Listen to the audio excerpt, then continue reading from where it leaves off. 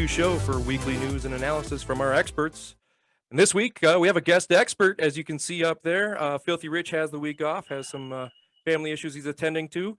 He will be back next week, hopefully. But filling in this week is Matt from Lindstrom, or as he wants to be known from now on as Bach. Bach, how you doing this week? I'm doing well. I'm doing very well. My thoughts and prayers are for my man Richie. I just want to put that out there for Richie. All right. Well, I thought for sure you'd say something about LeBron. All right. And also here is our other expert of all time, the one, the only, quarters in session for Judge Jimmy James. Judge, how are you? Doing all right. Yeah. Thoughts and prayers to Rich. Hopefully everything's doing all right for sure. Can't wait to get him back, but looking forward to bantering back and forth with Bach.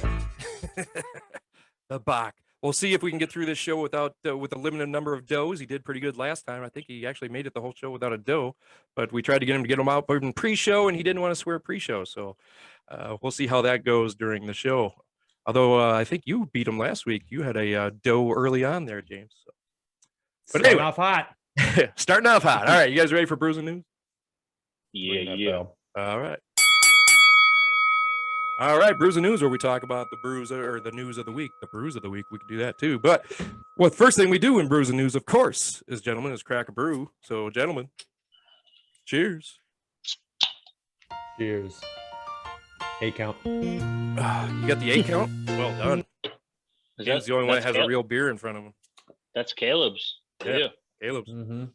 All right, first bit of news we're going to talk about this week, as you can see all our news segments there on the side, is Pacquiao's business manager, always the guy to go to for up-to-date boxing news, says he's going to fight Mikey Garcia this summer. Now, James, you said Mikey Garcia somehow is still in this division. I think you said that a week or two ago for Boots to go fight, I think, because you said can't remember when Mikey Garcia fought last time, but apparently we're not fighting Errol Spence, we're not fighting Crawford, we're not fighting some UFC fighter or what's his name from Ireland. You know who I'm talking about? Conor McGregor. We're going to fight Mikey Garcia. That's the big name, Mikey Garcia. Now, personally, I think if you wanted a bigger payday, you fight Amir Khan. Fuck, you missed out. Come on, man. You got to stay with the show here. Was I late on the dance? I sure was. You were late on the dance. But what do you think about Pacquiao fighting Mikey Garcia? Does this have any interest for you at all, James? Oh, I'm surprised. One, I'm curious to see what weight is it supposed to be at. I'm assuming it's going to be 147, since that's what Garcia's fought his last couple fights at. But it just seems like there could be a bigger draw for Pacquiao if it's about money and legacy. There's just bigger names that he could fight at 147, which I think is interesting. But right now, I don't think any of these guys at 147, nobody wants to fight anybody. And I just don't get it. I don't get it at all. Makes no sense. We'll probably touch base on this a little further on in the show, but I mean, I'll watch it. I mean, Garcia's only lost once. That was to Spence. And he didn't look that good against Spence either, because obviously he's just moved up too many times in weight. Did he go up like 2 or 3 weight classes for that fight? Well, he's started low, man. He's climbed up the ranks, and he's been dominant until he hit 147 and ran into Spence. I don't know. It's interesting, but it's not. Again, this is all hearsay. Seems like Pacquiao is gonna fight every person at 147 every other week. But is it exciting? Nah. Would I watch it? Yeah, I'd watch it. It's Pacquiao. I'll watch Pacquiao fight whenever Pacquiao fights. Against Garcia, I guess they're a little more in size, the same, I guess. So it might be a little bit better fight, but definitely doesn't sparkle joy. Yeah, I'd be very curious to see what weight they fight at too. But you're right, at 147, no one wants to fight anybody. Nobody wants to have that first black eye of losing a fight to anyone else in that division, because they all talk smack to each other nonstop.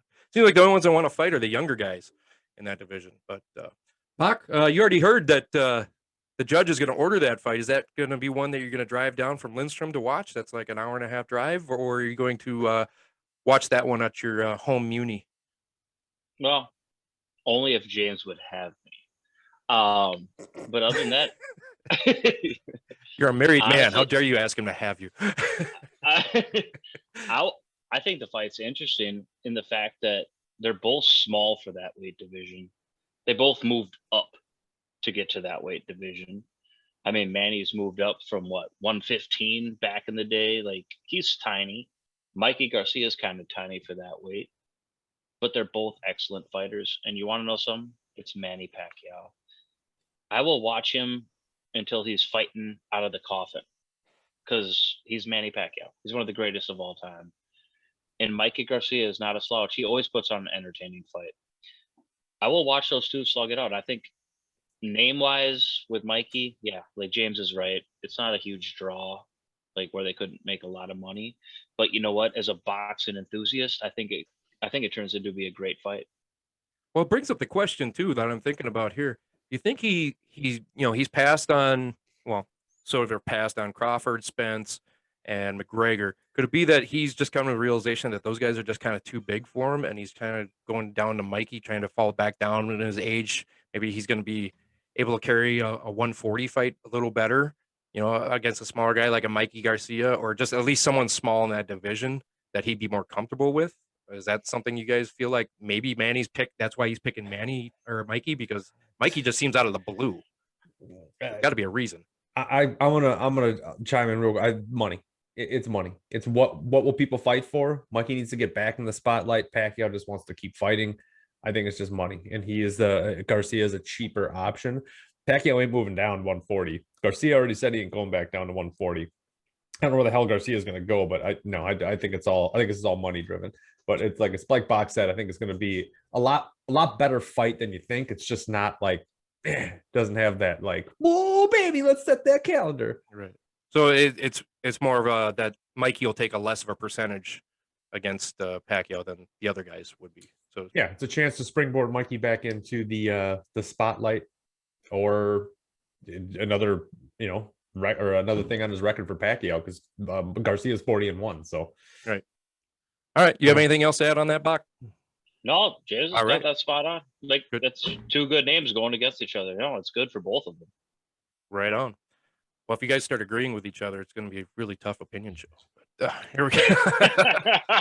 Next bit of news we're going to talk about. Chris Eubank Jr. says his next focus is Triple G. Now, Chris Eubank apparently had a chance to fight Triple G a couple years ago, and claimed that Chris Eubank apparently lost his pen and didn't sign the deal. And Chris Eubank maybe pulling a Mayweather, waiting for Triple G to get old and then fight him, like he did with Pacquiao. But Chris Eubank is sure talking a lot of smack, like he wants to fight Triple G next. Should Triple G take this fight? And do you think Triple G wins this fight? Bach, we'll start with you. You start with me? All right. Yeah. I don't care how old Triple G is. Eubank is not even close, or never will be close to the level Triple G was or will be, even when he's older. Triple G is an established middleweight with one of the best jabs probably ever. Eubank is a guy, he's flash. He only fights in England. He hasn't fought really anyone that I could be considered like even on the level. He's got talent, but you know what? 50-year-old Golovkin still puts Eubank down with that stiff jab and body work. Eubank's flash, and I don't think he's got that great of a chin, and his defense is very suspect. That's my personal opinion of him. I've never really liked him. He's too flash, and he's all flash with guys in England.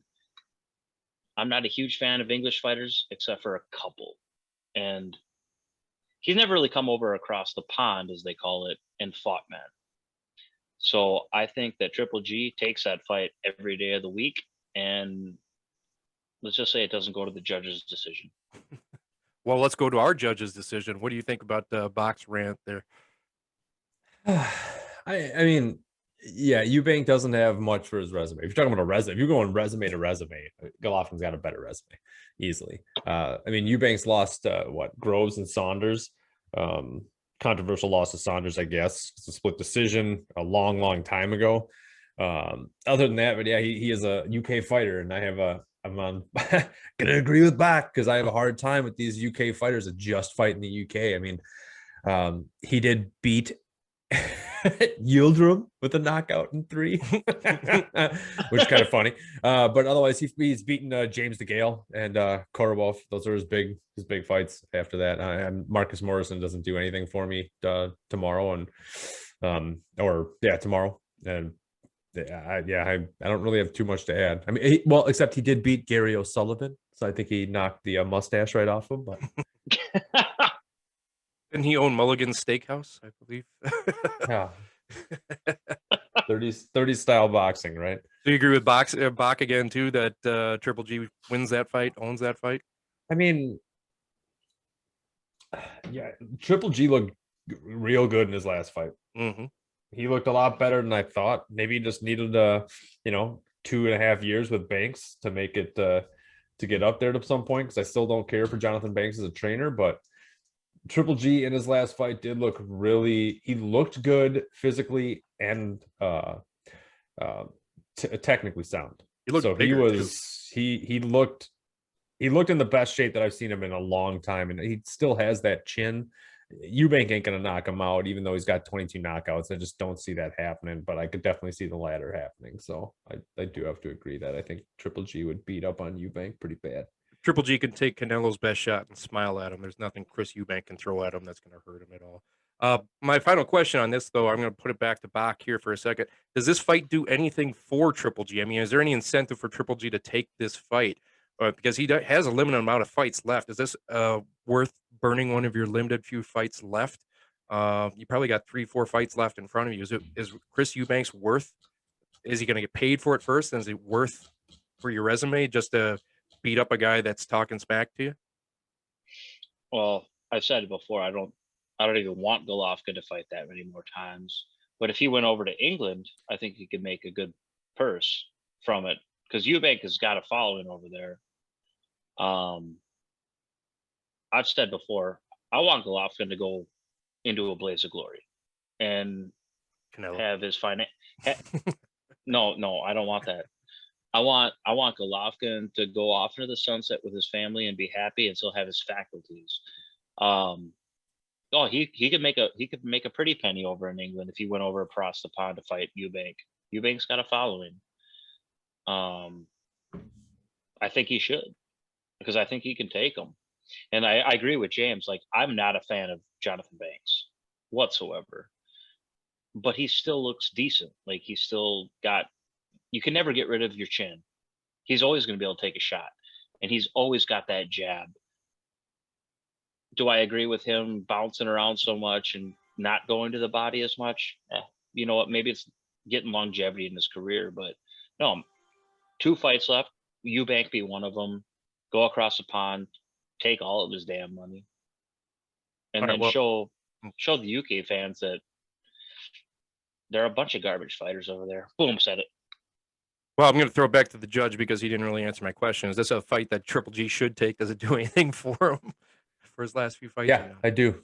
Look, he's fought Steve Rolls, Derevenchenko, and Sezima. All right, that's his last fights after Canelo Alvarez. He needs this is a bigger fight, man. Take Eubank, make some money, show the world that you still have something to do. I mean, I don't know if Eubank has any titles, but take them all anyway. Yeah. Oh, he's got a fake one. He's got a fake one. A WBA interim middleweight title. I don't even know what the hell that is. Take that and then just add it to your repertoire to what you can put up against whatever. I think Chris Eubanks has a fantasy football belt too. You could probably take too. But last thing on that one before we move on to the next thing, there, Bach. I'm a little disappointed that you say you don't like British fighters, because I know one of your favorite British fighters is Amir Khan.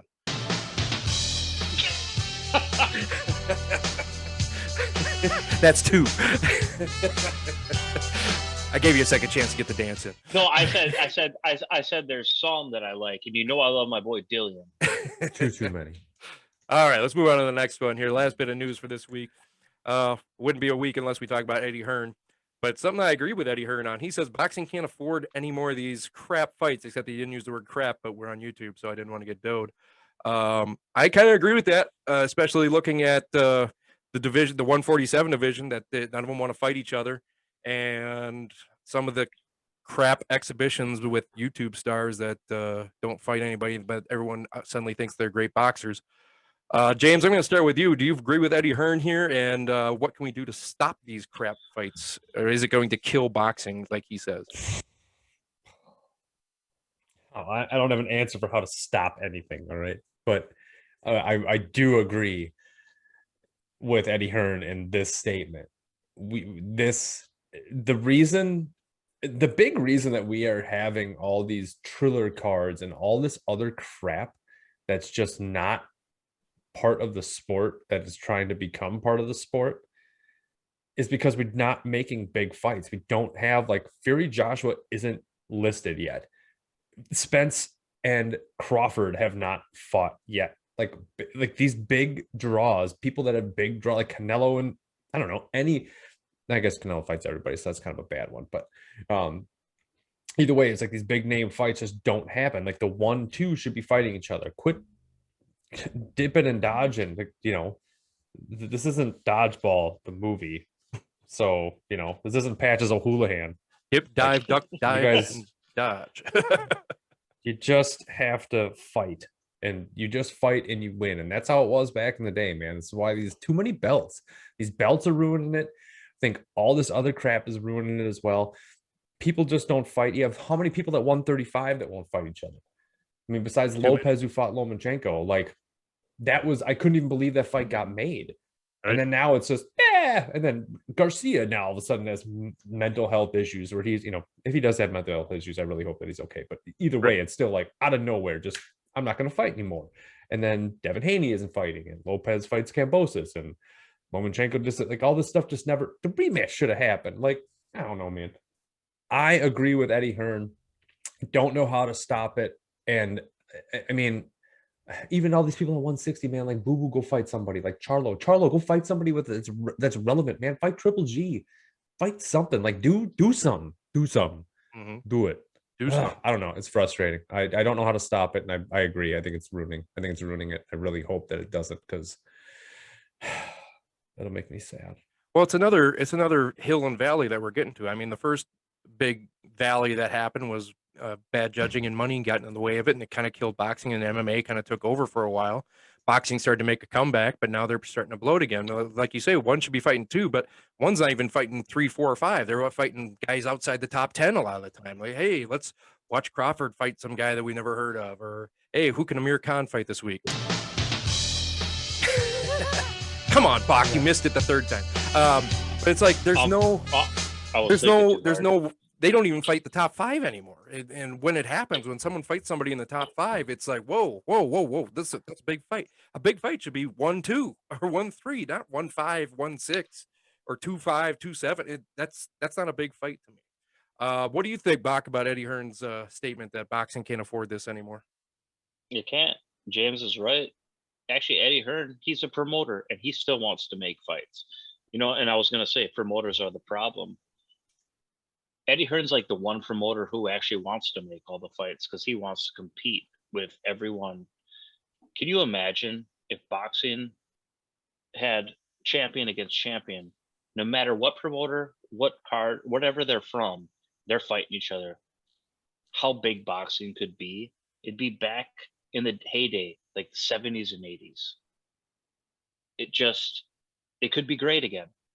And boxing is like one of the greatest sports in the world. It should be back to that. Let everyone fight everyone. We don't need this baloney, honestly. Quit protecting the pocketbook. Let these guys fight each other. Because you want to know something? These guys have pride. They want to fight each other. They're just, it's in the way. I don't know about that. I think once you get to a certain level, it's all about the money. It's how much money can I make as long as I'm here. You're not there very long. No. Protect your pocketbook. Do not say that, because these men have pride. I'm not saying they don't have pride. They want to fight the best. They want to be known as the best. I agree with that. I'm saying, but a lot of it, they protect their image a little bit too long. Sometimes, Jim just took over the host duty over there. I don't know why he jumped down there. What the heck happened there? Maybe he was frozen and he jumped down. He just tried to take over the host duty. That was a wild card. Keep going. That was amazing.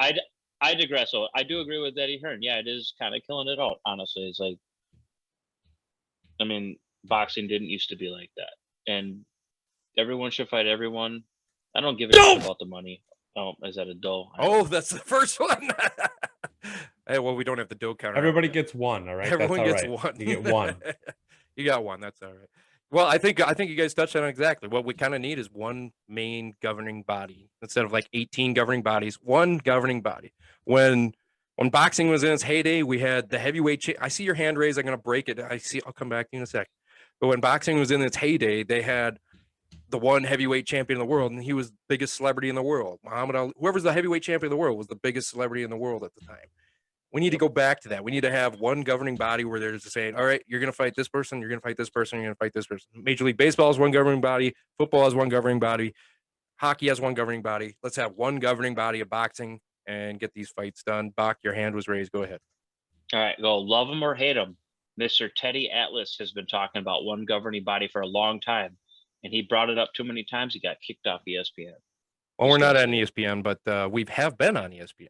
Well, he got kicked off of televised boxing, anything, and he's one of the smartest guys out there, and he's been calling for one governing body for a long time. And he's right. And he can join our show. Yes. And especially with judging. Yes, Teddy Atlas, please come on. I will send a message to Teddy Atlas. I don't think he's got Instagram, but I'll try to find a way to send a message to him and say, hey, we respect you. We want your opinion on this show. Bach's already hugged him in real life. All right. So I chased him down. Oh, so real creepy like too. You know what? Does his restraining order apply to on the internet? No. Okay. No. No. We're good then. Can I tell this story? Honestly, Teddy, he was cool with it. The bouncer looked at me and he tried to get rid of me. Teddy pushed the bouncer and he goes, he good. and then he grabbed me into a hug and an embrace and we took a photo. You were no threat to Teddy Atlas. I'll tell you that. He understood I love boxing. I just want to hang out with Teddy. All right. We're running a little behind here, so let's move on to our next. What? Oh my God! Oh my bell disappeared. Where's my bell? Hold on, my bell disappeared. Ding, ding, ding! And my bell disappeared. Fries are done. We can there go. it is. I found it. Okay, now we got to move on to brews and previews. All right, sorry about that. I lost the boxing bell. All right, brews and previews, where we talk about upcoming fights this weekend. We got two main events this weekend and a decent undercard fight. Well, not a decent, but a big name undercard fight. We're going to start first with the big boys, the heavyweights, Chisora versus Parker. Bach, you and me were talking a little bit about this one the other night on a drunken late night phone call. I think Chisora is a bad man and is a very one you do not want to underestimate. I mean, obviously Parker is a good fighter, but Chisora, I just feel like he's underrated. I think he has a good shot of winning this fight. What do you think? Honestly, both those guys have fought a lot of big names. Yep. Chisora is also 40 years old. Yep. Where Parker, and honestly, I thought Parker was older than he is. He's only 29. Is that right? Yes. Wow. Parker has been in the heat of the battle with a lot of men. And he's done all right. He went the distance with a lot of guys too. And it's like, I think Joseph Parker has the chance to actually still do something with his career where Chisora's on the tail end. So you're kind of going the other way. You think Parker's going to take this fight then? Or? I think Parker will take it. I think it will be a close fight. Because Chisora is a nasty man and he's tougher than else. Yeah, he is. But he's 40 years old. He's 40 years old though. It's going to be a distance fight. Parker has shown that he can go the distance and outpoint a guy. He's 6'4", 6'5", 200 and I don't know. He moves pretty good on his feet. Can't tell. I can't remember. James would have to look it up if he's southpaw or orthodox, but he's always proven himself. He is an orthodox fighter. Okay, he's a good fighter. Like he's got skills, and you don't really see that many good fighters coming out of New Zealand. Like honestly, you really don't. Like there's one guy in the UFC, Mark Hunt or whatever it was, and Joseph Parker. That's it. The guy's got, and he's so young still. It's like he's been in with everyone, and he's only 29 years old, which means he has experience at a young age. He's still growing into his body. I take Joseph Parker probably winning on decision or late round TKO. Hi, Bach's fiance behind us. Keep going, Raiter. Don't All right. comment on So it. Let's fucking anyway, go. Chisora coming off an actually impressive fight against Usyk. I thought, he lost that by unanimous decision, but he went the distance against Usyk. And, I thought he proved a lot in that fight that he still has it at 40 years old. And I think he's going to give Joseph Parker a run for his money. I think Joseph Parker's still going to win, but I think Chisora should not be overlooked. Judge, what do you think about that? Well, look, I don't know about you guys, but I watched Joseph Parker's last fight against Junior Fa. All right, I was actually very high up on Joseph Parker in my heavyweight rankings. I'm pretty sure I had him number 3 overall. You did? Up there. After watching this fight against Junior Fa, I'm probably knocking him down a peg or two. And I know that he won. And they said it was a unanimous decision, but I didn't see that. I didn't see it when he fought Fa. I don't think Parker's going in the right direction. I think he's not there mentally with boxing as his main goal. So I'm gonna be against the grain on this one, which usually I'm not, but I think Chisora beats Parker.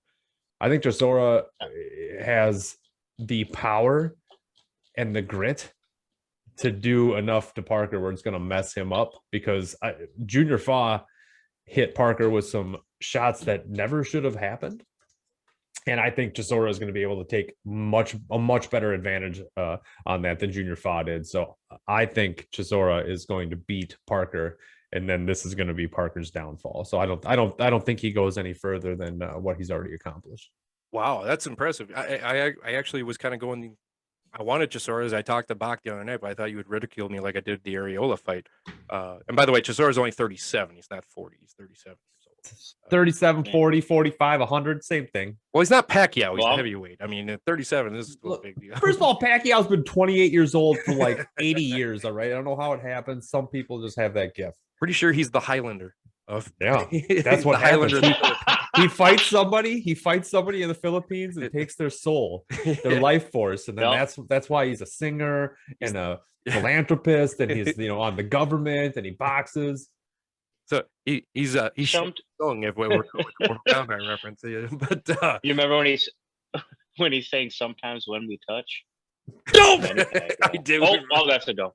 All right, final picks here. Chisora, Parker. You said Chisora there, James. By what and what? I think Chisora by a late round knockout. All right, what you got a round? 11.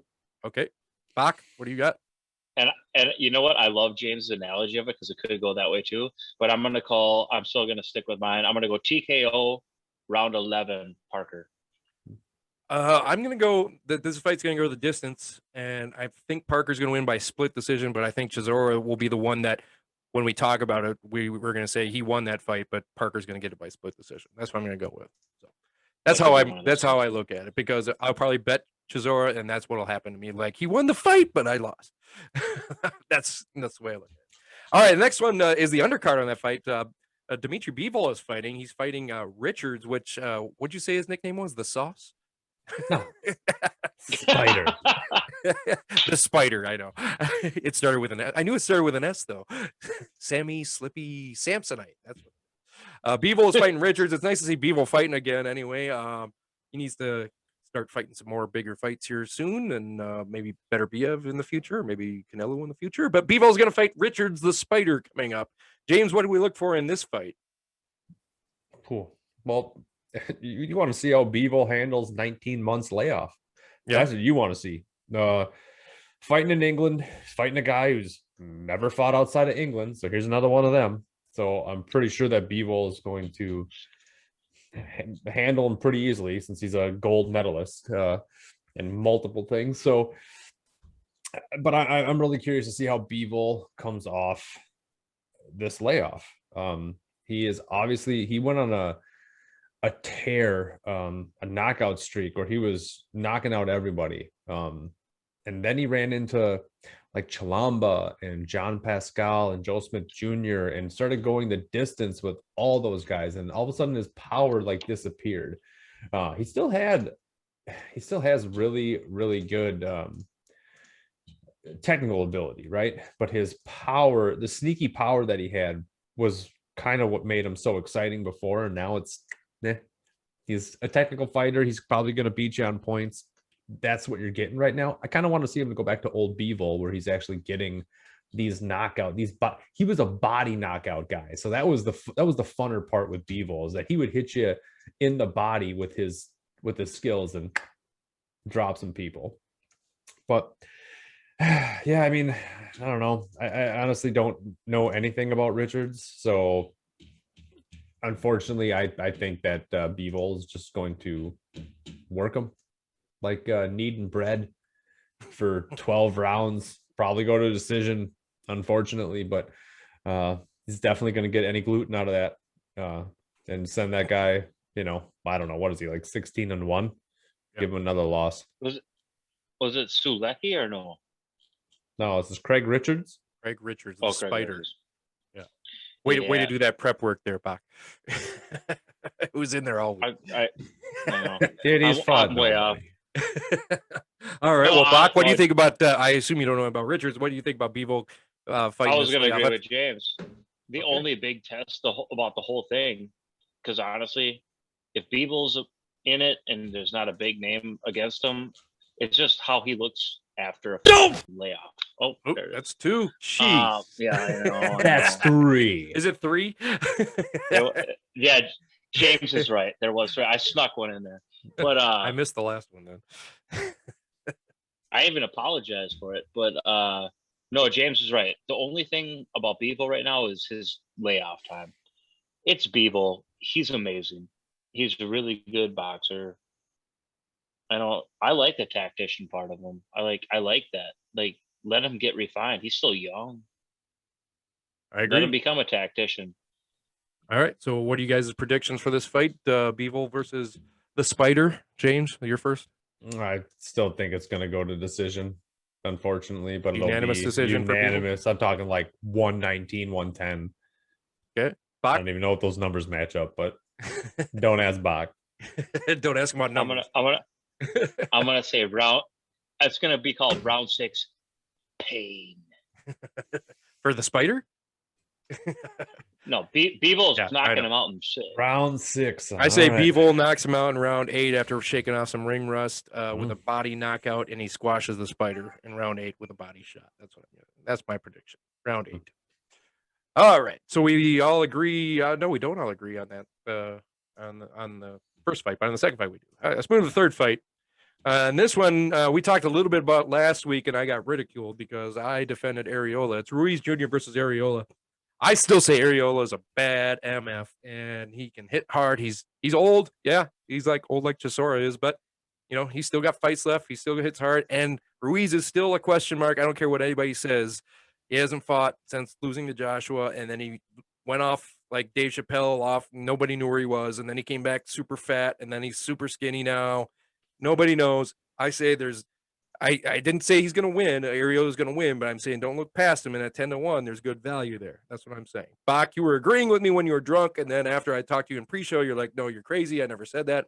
So let's go to you about Ruiz versus Areola. All right. Well, as a bet, yes, yeah. At 10-1, yeah, you take that bet. But you can look back multiple shows when I go Andrew Ruiz with Mr. Eddie Reynoso is what I said. He's going to be ripping that left hook. He's going to – okay, we all know that Ruiz got the fastest hands as a heavyweight. Fast hands. I knew you're bringing out there. He's fast. He's got the fastest hands in combinations I've ever seen at heavyweight. Now he dropped weight. He looks actually really, really good. The only thing I think about is, like, I saw his weight even when he lost it. Andrew Ruiz still weighs 245 pounds. So it kind of took it off my head. Like, he can't take a heavyweight shot to the chin anymore. He's still a big boy, but his hands are moving fast. And he's implemented a left hook to the body, probably a left hook back up to the head with his fast hands, and he's setting it up proper. Chris Areola, he's a warrior. The man went the distance with Deontay Wilder. All right, everyone forgets that part. He went the distance with Deontay and got hit by every punch. He's a warrior. He's one of one of the No one hits toughest harder than fighters Deontay I've ever Wilder. come across. Honest to God, during that time, no one was. He took his right hand many times, and he stood there. Yeah, his face looked bad, but you know what? He refused to give up. That's what it is. It's the He's Rocky got Balboa heart. heart. He's got great heart. I don't see him catching Andy with anything substantial at this point in his career. Andrew is probably going to be moving way too fast on his feet now that he dropped a couple LBs. I think that Andrew Ruiz wins this very convincingly. I'm not going to say a knockout because Well, I'm save your prediction for later. Hold on. Save your prediction for the end. All right. All right. Judge, go ahead and rip on me another week about me talking about Areola. So go ahead. Well, I will rip on you, but I'm going to correct Bach first because Wilder had a round stoppage in 8. Areola didn't go 12 rounds with him.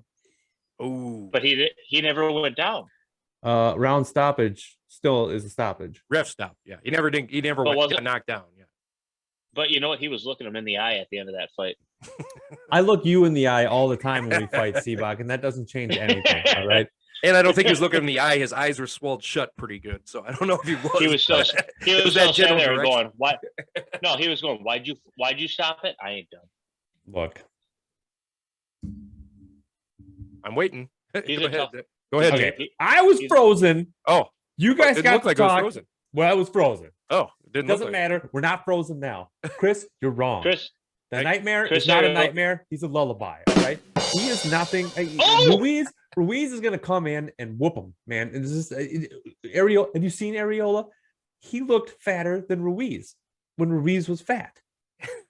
This isn't. That ain't Can right, I- man. They're the same height. Oh my What, God. Seabach? What do you want to say? What do I say? James, that was the coolest line I've ever heard. He's a lullaby. Oh that might have the coolest thing I've ever heard. my God. Well, then I'll say this. Have I'll another say this. brew. I'll tell you this, James. No, that was awesome. No, I'll tell you this.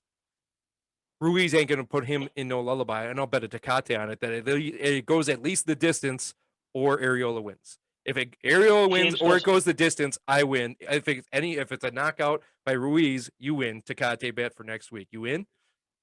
I kind of have an unstable internet connection. So what? Yeah. Oh yeah. He can't hear I it. said I will Hey. do a Tecate bet with you. Here's the Yeah. Tecate bet.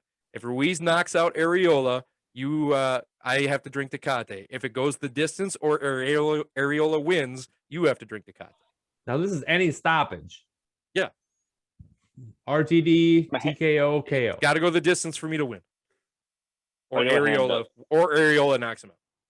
Hmm. Yeah, fine. I'll take it. All right, it's a Tecate bet. Yes, Seabach, we saw your hand up 5 times. What? Okay. Can James get like extra odds because he said he's not the nightmare? He's going to be a lullaby. Okay. That's why I come was on. saying it. That's why, because I say he's not going to knock him out. That was the point of the bet. Well, I'm gonna go to bed after this and think about that. And be like, James is dominated. He's going to dream James, about you you, take James. that bet. All right, that's enough for the previews this. Oh wait, we didn't do the the predictions on this. I'm going to say that Ruiz wins by decision and James drinks Tecate. Judge, what's your prediction for the fight? Ruiz in 10. Ruiz in 10. TKO. Seabach I'll say ref stoppage 11 for Areola. for Ruiz, obviously. All right, let's move on to Raiter Week. All right, Raiter Week, we get 3 times a year because the 5th week, if we have 5 weeks in a month where we do our show, I get to decide what we're going to do. And since I had something planned for when Filthy Rich was here, but sadly he's not here this week, so I threw something together here. I'm just going to do, we played Over Under a few weeks ago, and we had it as the game show, but now I'm just going to do it like a guessing Over Under of predictions of whether this is going to happen. So I'm going to say something, and you guys are going to say whether it's going to be over or under, and we'll discuss on each of them. That's how we're going to do Raider Week this week for the Raider Week segment. You guys ready? I'm ready. Mitch Trubisky. Mitch Trubisky. All right. Here is the first one. The first one is Fury Joshua. Over under, will they fight September 1st, 2021? Under means they'll fight before then. Over means they'll fight after then or never at all. James, we'll start with you. Over or under September 1st, 2021?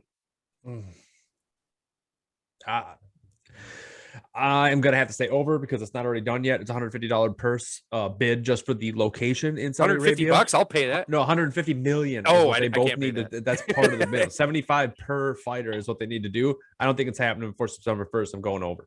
Oh, going over. Bach, over or under September 1st, 2021. I'm going to agree with James. I'm going to go on over, and I don't think the fight even happens. You think it'll never happen? Nope. I disagree. Wow, Well, that fight's too expensive not to happen. Can I say when Bob Arum dies? Yeah, it'll happen. Well, him and Pacquiao have the same doctor. They're never gonna die. Those two have the same doctor. They're never gonna die. No. Hey, fly me to Vegas. Wow. Can we even put Non-verbal that? binding. Non-verbal binding. Wow. We just got knocked off the air for that one. I didn't say a name. Yeah. Jeez. All right. Moving on to the second one quickly. Crawford Spence over under March 2022. Bach, we'll start with you. Will they fight before March 2022 or over or past March 2022 over or not at all? Over March 2022. You know, no comments backing that up or just saying over. They're never gonna fight. Oh, he's saying it's never gonna happen. All right, Judge. Crawford's your boy. I know you talk to him on a weekly basis. You guys are text buddies. Crawford Spence over under March 2022.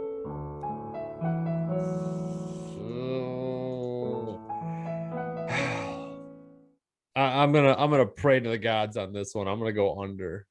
Under. James. I hope so. I hope it happens because we're gonna be watching. I'll say in 10 months they'll have at least 1 or 2 fights underneath them, and then something will happen. Yeah, I'll say under. Let's go. 10 months puts us right around what? Puts us right around February. So yeah, that would work. So it'd be February around Valentine's Day of next year for Judge's love interest. You know, with.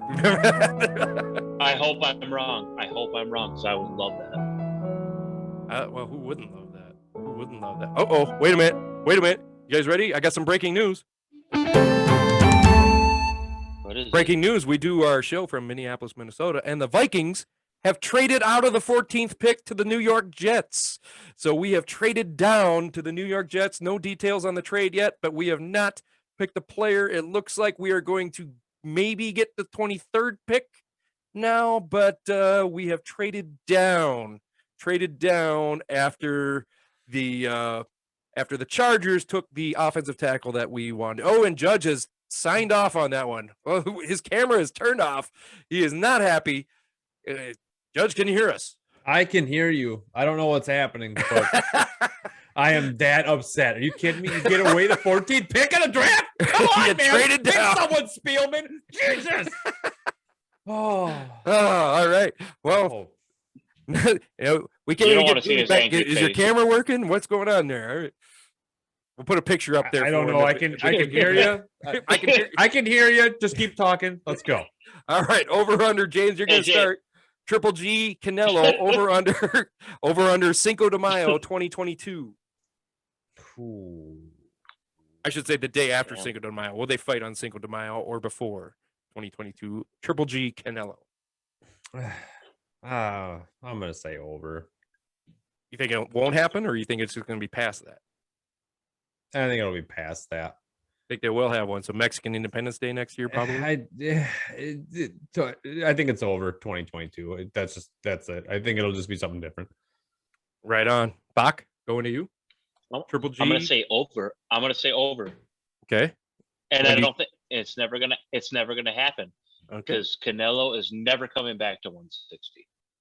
Well, the talk would be that maybe fight at 168 is what I hear. No, because Triple G would catch weight. Could be a catch weight. Could be a catch weight. No. This is boxing. Stop with the catch weight. Canelo is the catch weight king. That's what he does. That's true. That's all Not he anymore. does. Is the catch weight. No, he always does the catch weight. Why is he running 168 then? Because he's a catch weight king. All right, last one here. My guy Boots getting a title shot over under January 2022. Seabach, will Boots get a title shot before January of next year? I'm going to say under because I think he should. Well, he should, obviously, yes, but that's not the question. I hope it's under because honestly, I watched his last fight. He looked pretty damn good. Like I was quite impressed. with his skill set. I think I'm going to say under. He's my guy, Boots. I've been talking about him for years. These guys try to give me credit for it sometimes, but they other times tell me, "Oh, you're just gonna take credit for Boots?" Yeah. Well, Judge, what do you think? Over under Boots getting a title shot January 2022. Knowing who I know has the titles, I'm going to say over. Over. Yeah, because Crawford has the title. Crawford, Spence has Spence, the and title. Pacquiao are the guys that hold they are the ones that are the key masters, and I do not believe that Boots will fight any of those three until after your date. He could fight Mikey Garcia if Mikey Garcia wins. Think of that. Yeah, and he's not gonna beat Pacquiao. Thurman ain't gonna have no. Porter ain't gonna. Uga, nothing. Nobody. No. Over. That's why I said hope. I think Boots beats all three of those guys. Just saying. All right, Seabot, why don't you bring us on home?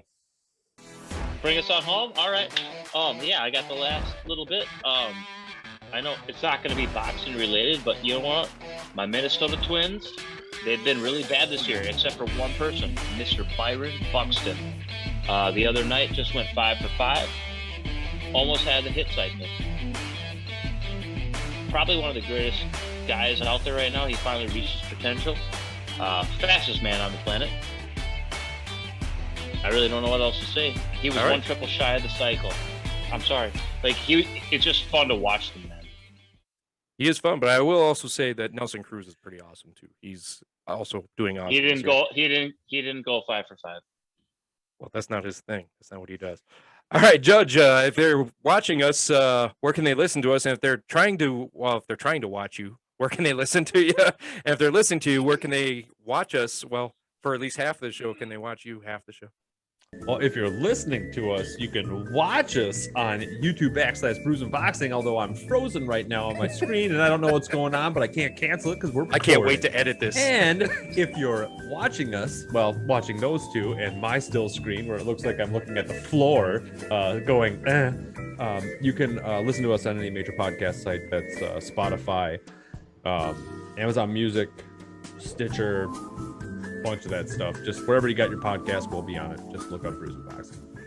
Right on. Before I do my final thoughts here, I want to give everybody, I know, Rich, you can't see James, but he'll do it anyway. We give you a toast. We love you, brother. We hope you get back here soon. We love you. Oh, James signed out on that one. I think his internet's been crap, but I guarantee he's drinking to you as well. We love you, Filthy Rich. Oh, yes. You'll be back soon. Love you, Jay. Drink to you. We love you, Richie. All right. For Filthy Rich, Judge Jimmy James, and the newest member, Bach, I am Raiter Live. Thank you for joining us. We will see you guys next week. Please subscribe and please tell all your friends because we're having some good times. We're going to be a 4-man show here going from here on out. Bach, you're willing to join us, it sounds like, from here on out. So we have a 4-man show. Oh, hey, look at him. He's back. and he's back. He must have just pooped his pants. Did he make it? He did. All right. Well, we'll do the toast. Cheers! We were doing a toast to Richie one time and then you disappeared. So I was like, he wasn't signing up for that. But cheers, Richie. Cheers to Richie. Cheers to Richie. Cheers. And for Judge Jimmy James, Filthy Rich, and the Bach, I am Raiter Live. Thank you very much for joining us, and we'll see you guys next week.